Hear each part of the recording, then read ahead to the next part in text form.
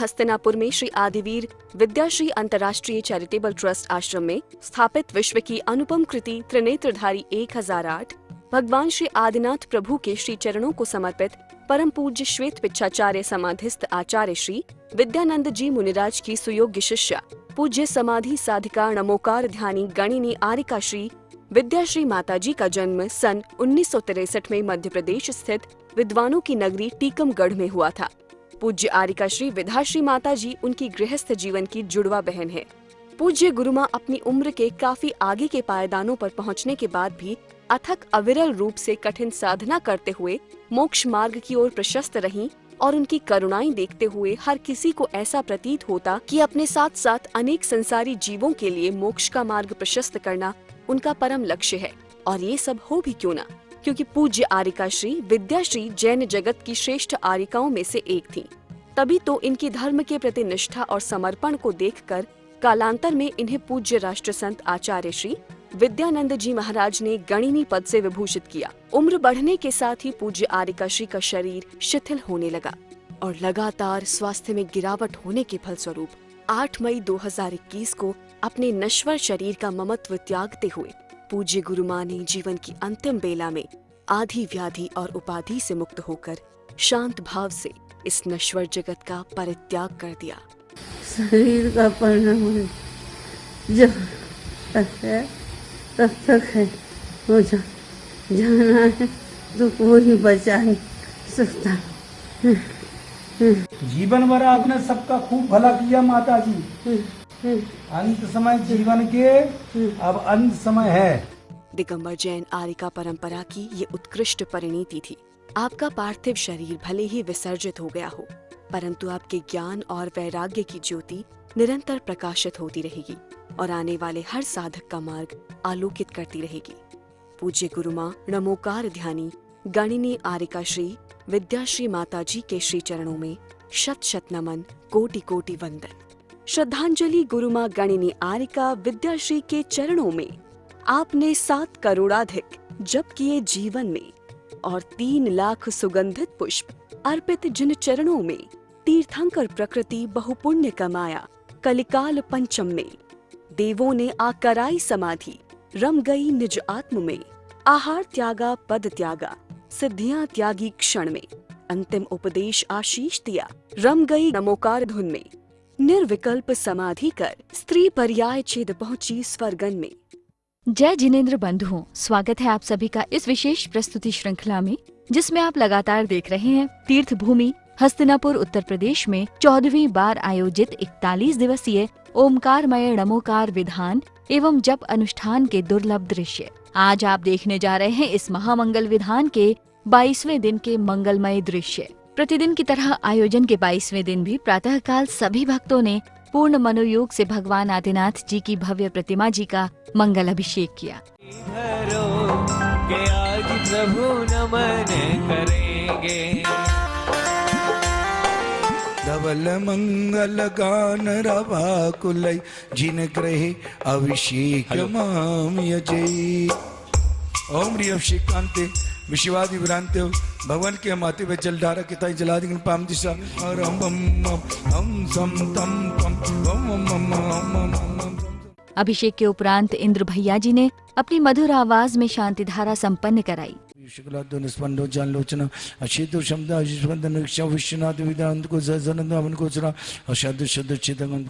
इसी के साथ इंद्र भैया जी के निर्देशन के अनुसार पूर्ण विधि पूर्वक विधान की मंगल क्रियाएं की गयी। जी पिता कहा और देवी है माता उनकी, रूप वर्णन कहो न जा। अवधि शांत विदेह व्यवस्था, सृष्टि के कर्ता ब्रह्मा कहा। तपदारे केस बड़े ऋषि केस बनोदा। सब प्रभु जी ने प्रयागराज तट पहुँचे जाए। आदिनाथ के चरणों में जला दी अर्घम निर्वपा मितीश्वर।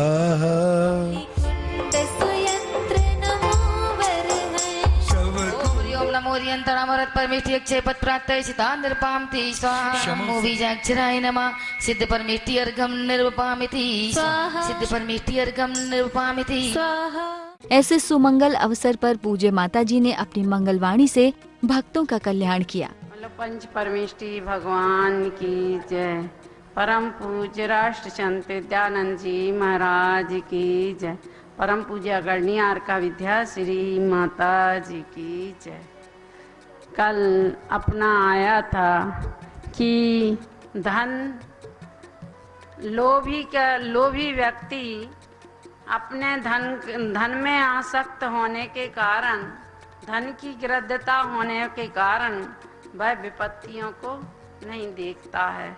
कितनी विपत्ति आ जाए दूसरों की विपत्ति को तो देखता है, लेकिन यह विपत्ति मेरे ऊपर भी आने वाली है वह उसको नहीं देखता है। तो धन के लोभी जो है वह धन को कैसा मानता है, तो आज इसके बारे में बात करेंगे।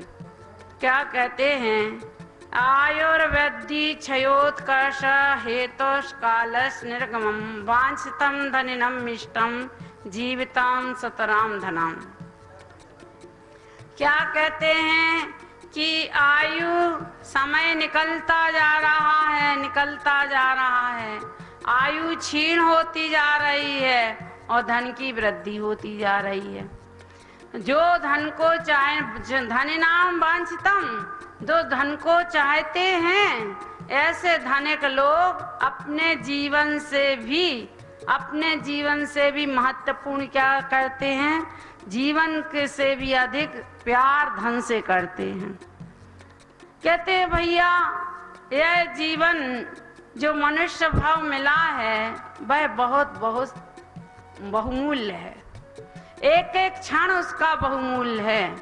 जो इसलिए जो निर्वृत्त होकर अपने धन की, अपने ज्ञान की वृद्धि करते हैं, चारित्र की वृद्धि करते हैं और अपने चारित्र की वृद्धि और 100 पर के उपकार के एक अनेक कार्य करते हैं, जिनसे उनका यश भी होता है और अपने आत्मा का भी कल्याण होता है और पर का भी कल्याण होता है।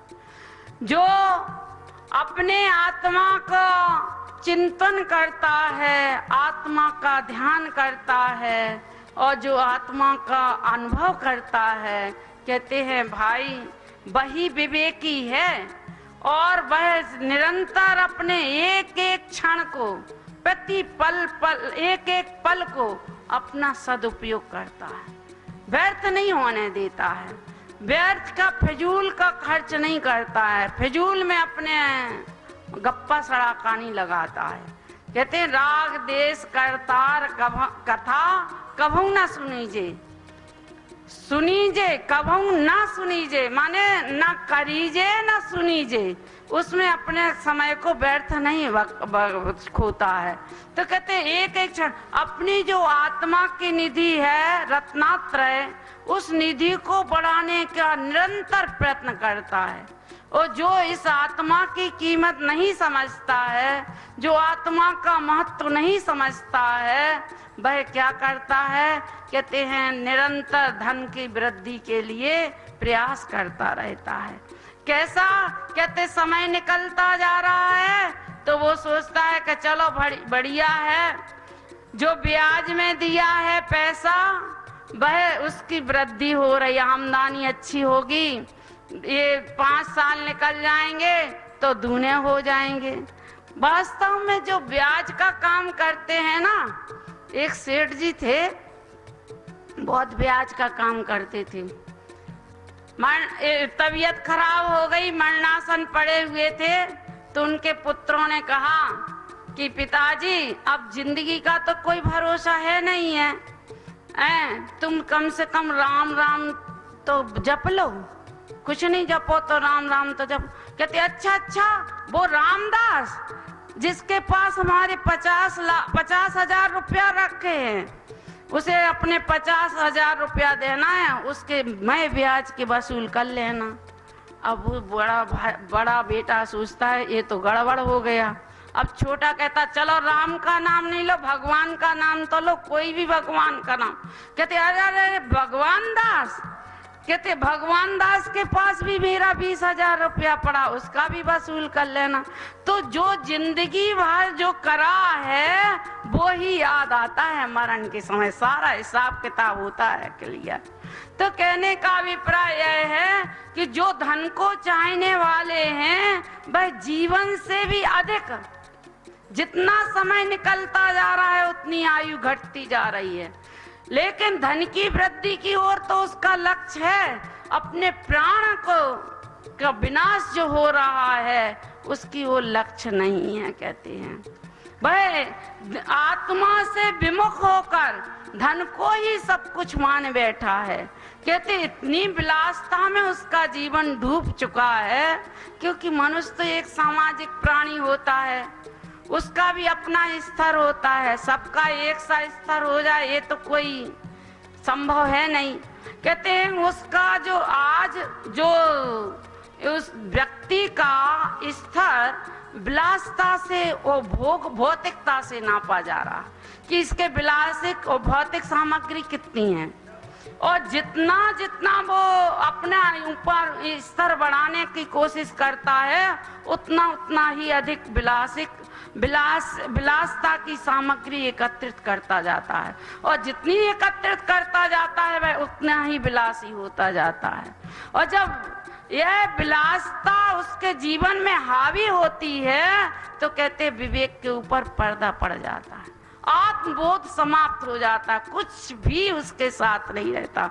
अगर वो भगवान के पास भी पहुंच जाए ना कदाचित किंचित, तो ये नहीं कहेगा, वो तो यही कहेगा हे प्रभु आनंद दाता नोट हमको दीजिए, अपना और लक्ष्मी का वोट हमको दीजिए।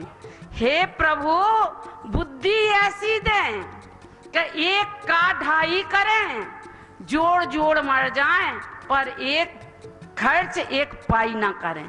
हे प्रभु आनंद दाता नोट हमको दीजिए। तो कहते हैं उसकी इतनी विलासता में, इतनी भोगों में, इतनी धन की आसक्ति हो गई है उसे, विलासता, उसका जीवन ही विलासी हो जाता है। तो कहते भाई जब तक तुम्हारा ये आधार रहेगा तब तक तुम्हें धर्म की खुशबू नहीं आएगी, धर्म की गंध नहीं आएगी। तुम कितने ही मंदिर जाओ, कुछ भी करो, कुछ भी नहीं होता है। कहते हैं अपना जीवन पहले सादगी से जियो, अपना जीवन कहते simple living high thinking, simple living high thinking कहते नहीं, हाई थिंकिंग सिंपल लिविंग, ऐसा मत करो। सादा जीवन उच्च विचार रखोगे, अपने जीवन का आधार बनाओगे तो तुम्हारे जीवन का कल्याण हो जाएगा और तुम्हारा जीवन संयम और सादगी से चलेगा। कभी कभी दो मिलते हैं ना तो कहते हाई यू आर, सो कहते I am same fine, I am fine. कहते कहाँ का फाइन, कहते कहाँ का फाइन, कैसे फाइन, पीछे तो विलासता की लगी है डायन, कहे का फाइन। ऐसे जानकर हम भी अपने जीवन में आत्मा की ओर, आत्मा की संपत्ति को जानकर अपनी संपत्ति का विचार करके अपनी ओर उन्मुख हों, अपने आत्मबोध को प्राप्त करें। ऐसी पवित्र भावना के साथ आज की बात समाप्त करते हैं। इसी दौरान परम आदरणीय बाल ब्रह्मचारी जिन भक्त इंद्र कुमार इंद्र भैया जी ने भी अपने अनमोल वचनों से भक्तों को संबोधित किया। महान भाव हमारे भगवंतों ने कहा है, जो भाव से, चाहे गैर भाव से, मन से, बेमन से, कैसे भी किसी तरह महामंत्र का जाप करता है, निश्चित ही वो संसार की सारे सुख सुविधाओं को प्राप्त करके और अपनी आत्मा का ज्ञान करके परमात्मा बन जाता है। यह महामंत्र विधान परम पूजनीय हमारी गणनी आर्का विद्याश्री माता जी की देन है। उन्होंने अपने जीवन में लगभग 7.25 करोड़ से अधिक महामंत्र के जप को किया और हर वर्ष लगभग 14वां 15वां वर्ष हो सकता है कि हर वर्ष उसके निष्ठापन में हम लोग महामंत्रणोकार का विधान करते हैं। हमारे आश्रम में प्रतिदिन लगभग नमोकार मंत्र की 100 से 150 माला होती होंगी। महानुभाव, ये वो आनंद है जो परमानंद को देने वाला है। यह वो आनंद है सब विघ्नों का नाश करने वाला है। यह वो आनंद है सब भय संकट को मिटाने वाला है। लोग कहते हैं भैया जी हम तो जपते कुछ होता नहीं है। महानुभाव, किसी एक पाषाण को तोड़ोगे तो पहली चोट में टूट जाएगा क्या? नहीं टूटता है, तो वो बेकार चली गई क्या? पहली चोट में थोड़ा कमजोर हुआ, दूसरी चोट में थोड़ा और कमजोर हुआ, तीसरी चोट में थोड़ा और कमजोर हुआ, चौथी पांचवी छठवीं चोट में टूट जाता है। महानुभाव, ऐसे ही हमारे कर्म बंधन है, हमारे पाप हैं, वो पहले बार पढ़ने में नहीं टूटे, दूसरे बार में नहीं टूटे, तीसरे चौथी पांचवी बार में निश्चित टूटेंगे। वो आपको उसका फल मिलेगा, वह फल मिलेगा परमानंद फल मिलेगा। इस भावना के साथ बोलो महामंत्र नमोकार की जय जिनेंद्र। मेरा नाम दीपकी नंदन जिंदल है। मैं गुड़गांव हरियाणा से आया हूँ। आज यहाँ पे विद्याश्री माता जी के सानिध्य में जो विधान हो रहा है उसमें सम्मिलित होने का सौभाग्य मिला। बहुत आनंद आया। आप सभी से निवेदन है कि आप भी यहाँ पे आके इसका आनंद का परम सौभाग्य प्राप्त करें। दिन में आयोजित हुए इन कार्यक्रमों के बाद भक्तों ने मिलकर सायंकाल की मंगल बेला में मंगलमय महाआरती करते हुए प्रभु भक्ति के अनुपम रंग बिखेरे। दर्शकों, आज की कड़ी में बस इतना ही। कल इसी समय हम फिर हाजिर होंगे इस श्रृंखला की 23वीं कड़ी के साथ। अभी समय हो चला है आपसे विदा लेने का। आज्ञा दीजिए। जय जिनेंद्र।